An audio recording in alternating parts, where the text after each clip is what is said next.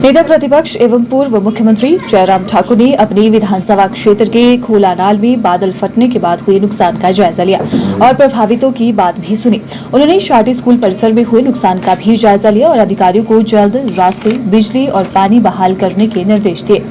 उन्होंने पंचायत नलवागी, कून, खोलानाल, खारी और कशोर के प्रभावितों से मिलकर उनकी समस्याएं सुनी और कुछ का मौके पर ही समाधान किया।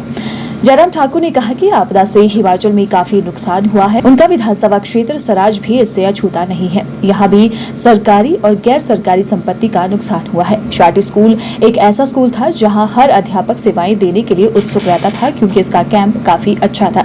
बहुत बड़ा मैदान था। यहाँ स्कूलों के जिला स्तर की खेल प्रतियोगिताएं होती थी, लेकिन अब मैदान में बड़े बड़े पत्थर के अलावा कुछ नहीं है, जिसको लेकर विभागीय अधिकारियों को तुरंत स्कूल रास्ते को सही करने के साथ साथ अन्य रास्तों को भी दुरुस्त करने के निर्देश दिए गए हैं। मैं यहाँ शाटी जो हमारा सीनियर सेकेंडरी स्कूल है, यहाँ आना हुआ है और यहाँ आकर के सचमुच में बहुत पीड़ा है कि ये स्कूल एक ऐसा स्कूल होता था जहाँ कोई भी आदमी, कोई भी टीचर आने के लिए उत्सुक रहता था, क्योंकि इसका कैंपस बहुत अच्छा था और बहुत बड़ा ग्राउंड था और बड़े बड़े जोनल लेवल के और डिस्ट्रिक्ट लेवल के टूर्नामेंट्स यहाँ पर इसी ग्राउंड में हुआ करते थे।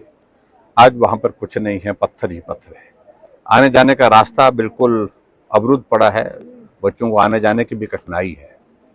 और यहाँ मैं देख रहा हूँ कि जो हमारी 3-4 पंचायतें हैं, जिसमें हमारा खोलानाल है, नलवागी है, कून है, आपके खारी है, हाँ जी, बांदीप जो हमारी द्रंग विधानसभा क्षेत्र के साथ में पड़ती है, शौर पंचायत है। यहाँ के अधिकांश बच्चे इसी स्कूल में आते हैं पढ़ने के लिए और पढ़ने के लिए जहाँ बैठते हैं, एक मंजिल स्कूल की जो है पूरी की पूरी मिट्टी के अंदर जो है वो दफन पड़ी हुई है। बहुत सारा वक्त लगेगा, नुकसान बहुत ज़्यादा हुआ है और इस इलाके में तो जो क्षति हुई है, नुकसान हुए, चलने के रास्ते सारे अवरुद्ध पड़े हैं, कोई भी रास्ता अब चलने लायक नहीं है। ऐसे में हमने आज विभाग के अधिकारियों को कहा है कि यहाँ जो चीज़ें की जा सकती है तुरंत की जा सकती है। स्कूल में बच्चों को आने जाने का जो रास्ता ठीक तरह से हो, क्योंकि बीच में नाला भी है और इस नाले का पानी का बहाव बहुत तेज होता है। पानी थोड़ा होता है लेकिन बहाव तेज होता है, कभी भी कोई घटना हो सकती है। उसको हमने कहा कि इसको बिल्कुल ठीक प्रकार से बनाइए ताकि बच्चों को किसी प्रकार का कोई खतरा ना हो।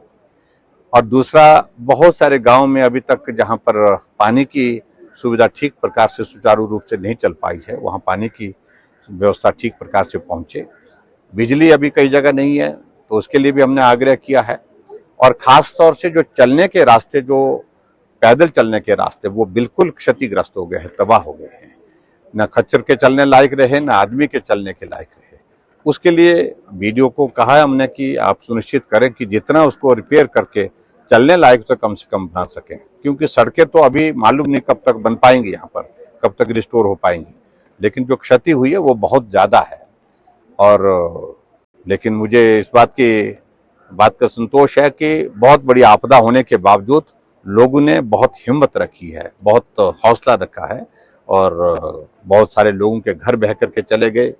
बहुत सारे लोगों की जो मलकियत ज़मीन थी, जिस पर वो खेती बाड़ी करते थे, जिससे उनकी रोजी रोटी चलती थी, उसका नामो निशान नहीं रह गया। बहुत विकट परिस्थिति है, भविष्य बहुत कठिन परिस्थितियों में से गुजरेगा, ऐसा सबका कहना है, सबका मानना है। और मैं इतना ही कह रहा हूं कि हम जितना भी मदद कर सकते हैं हम करने की कोशिश कर रहे हैं। और प्रदेश सरकार से अब हमारे इस बात के लिए बार बार आग्रह है कि अब फोकस करें कि कम से कम जो सड़कें टूटी हैं उनको रिस्टोर करें, रास्ते टूटे हैं उनको रिस्टोर करने की दिशा में काम करें, और ताकि सामान्य जीवन जो है धीरे धीरे